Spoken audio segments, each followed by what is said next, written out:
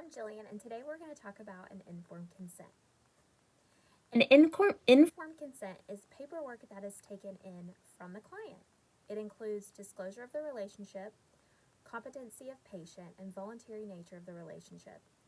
The information surrounds the idea of whether the client will enter into the counseling relationship and has information regarding the counselor and the counseling process. While this is written, the counselor must go over each section verbally of the informed consent. The client knows exactly what they are signing. In the informed consent, the counselor will explain the services they offer while giving the client the understanding of the purposes, goals, techniques, the counselor's qualification, while also explaining any experience or any other information that may be necessary. The informed consent will cover any process of diagnosis or any tests or reports used alongside with their billing process and their fees. Also involved in the informed consent is confidentiality and who will be a part of the process in making decisions, especially if minors are involved. If able, counselors can provide accessibility if there are cultural boundaries or implications. During the informed consent being signed, it is very important to have a written and a verbal agreement about the limitations of the counselor and if there is any reason for referral or refusal of their services. If the client undergoes financial hardship, the counselor can adjust fees, but they can also terminate a client if non-payment is ongoing. If they have to get a collection agency involved, they will be able to use the informed consent and the information to do so, and also can establish a payment plan if necessary.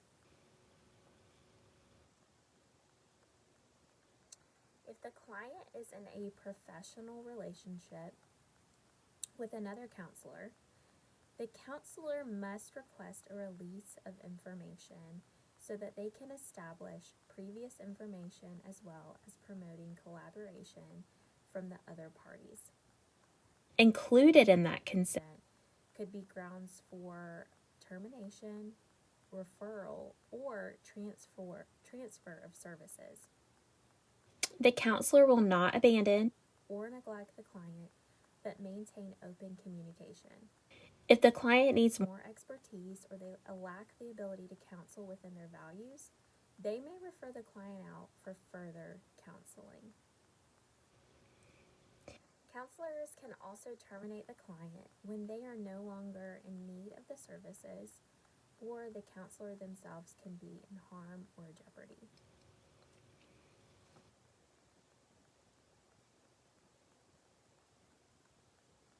So next we're going to talk about what is a professional disclosure statement and why are they required. The professional disclosure statement is usually addressed in the first session, and it's during intake forms. It addresses the client and allows them to know that the counselor will protect confidentiality and they will only disclose information with an appropriate consent or if legal or ethical justification is required, such as the client is or will harm themselves or others. This protects the client's confidentiality and only requests information when it's necessary for the counseling process or the journey. This protects the relationship between the client and the counselor, and it allows the space to be safe for growth and healing and allows them both to be forward about the counseling process. So what is the difference between an informed consent and a telehealth informed consent?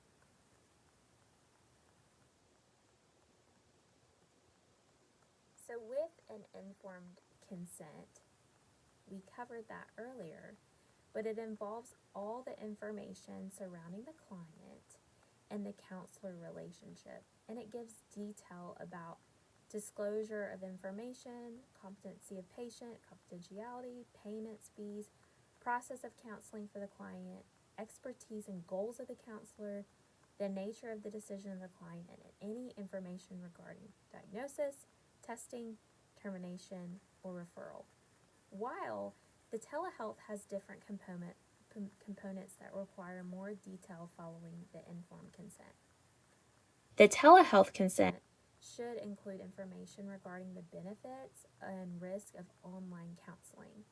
While we can add availability, proximity, and ease for the client can also be informed there may be issues of confidentiality if they are where someone can overhear them, and there's a risk of captured internet transmissions. You can assure the client that the sessions will not be recorded. The second part of the telehealth informed consent is that there will be clinical limitations, such as the counselor may not be able to read all of the facial expressions or the body language because they're not able to see everything. Another feature that the telehealth informed consent needs is if there's any transmission difficulties. During that, the counselor may want to make sure that the client knows that they will call them initially, and if there is any difficulties during the call, that the counselor will retry to call a standard amount of times. If the call continues to fail, you can try a phone call or reschedule the appointment for a later date and time. Another aspect to include in telehealth is the cost of the session and if it's going to be covered by their insurance.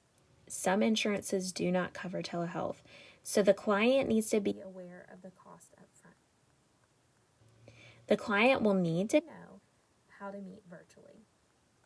This includes giving the client all of the information regarding apps, login, or a site where they need to be to access the session, and also any HIPAA rules or regulations. Finally, discretion of appropriateness is a feature needed in telehealth consent. This allows the client to know that they may need to meet in person rather than via telehealth regarding some areas or aspects of their life. This could be due to the need for the confidentiality or the nature of their session for growth. Ultimately, the client can decline. So should every client read and sign a telehealth informed consent? If the client is not planning on meeting by telehealth, I do not think that it is necessary. If you have a client that is out of town or needing to book one session via telehealth, you can give them the information just in case there's an emergency or they need it as a backup. I personally would add information prepping the client about the environment that they choose to do therapy in. Of course, the goal is for the client to be comfortable, but also the goal is for them to be engaged and present. So I would include preparing and planning a space for them to do so in this session, and where they may be cozy, but not in an area that promotes a lack of concentration, but rather focus, and that they would be able to not be distracted or encourages too much relaxation.